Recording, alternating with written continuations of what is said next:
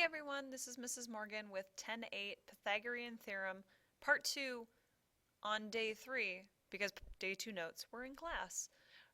Today we're going to find the measure of a missing angle by using the inverse sine, inverse cosine, and inverse tangent functions. So, what are inverse sine, inverse cosine, and inverse tangent? Well, you've heard me read them already, and they are the undoing the sine, cosine, and tangent functions. They're the opposite. So what we're going to, what we're going to do is we're going to find a measure of angle x that is here. We're going to find the measure of this angle to the nearest degree. Now looking at this angle, when I look across, I see that I have the opposite and the hypotenuse sides. And when I have opposite and hypotenuse, that means I'm going to be using the sine function. And my opposite side in this case is 12, and my hypotenuse is 18. And what we're going to do from here is we have 12 over 18 is equal to the sine of this angle x. And to get rid of this sine right here, what we're going to do is we're going to take the inverse sine of both sides. Now, oh dear, here. Okay, my inverse sine and my sine just cancel each other out. So I'm also going to, then that'll leave us with x. And I'm going to take the inverse sine of 12 over 18. And I suppose you can see it off to the side here. On your calculator, you'll hit the second and sine buttons. And what your screen should look like, you will see sine with a -1 exponent, and then you'll just hit 12 over 18. And when we plug that in, to the nearest degree, and you can close this or open it, it doesn't matter.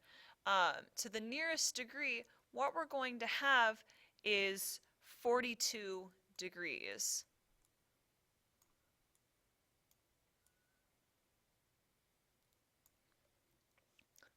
Okay.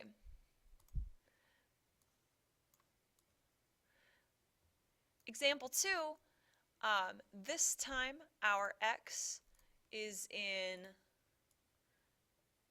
this corner, so we are trying to find the measure of this angle. And when I look at this angle, the sides that I have my side opposite and I have my side adjacent. So when I have opposite and adjacent, I know I'm going to be using tangent for angle x. And my side opposite is 5, and my side adjacent is 11. So similar to last time, we are going to take the inverse tangent of both sides, because my inverse tangent and my tangent, they cancel each other out, leaving me just with x.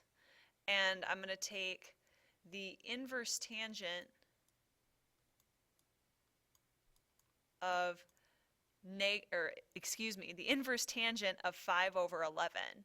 So again, you'll hit the second button and the tangent button, and your screen should look like this. You'll enter 5 over 11,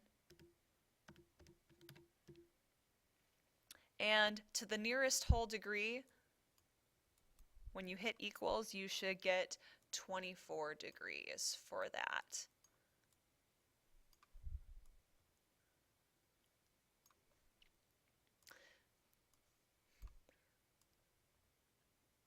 Finally, in example 3, our x is up here in this corner, and what we have is our side adjacent, and we have our side hypotenuse, which adjacent and hypotenuse mean that I'm going to be using cosine. So my side adjacent is 11, and my hypotenuse is 19, and that's going to be the cosine of our angle x. And from here, we're going to take the inverse cosine of both sides. And when we take the inverse cosine over here, they just cancel right out. So this cancels here, and that leaves us with our x. I suppose I should have been putting the work over here. At any rate, you'll go to your calculator, you'll hit the second button, you will hit the cosine button, and you will get an inverse cosine. Then you plug in 11 over 19, and again, you can open it or close it as you like. Inverse cosine of 11 over 19 is 55 degrees to the nearest whole degree.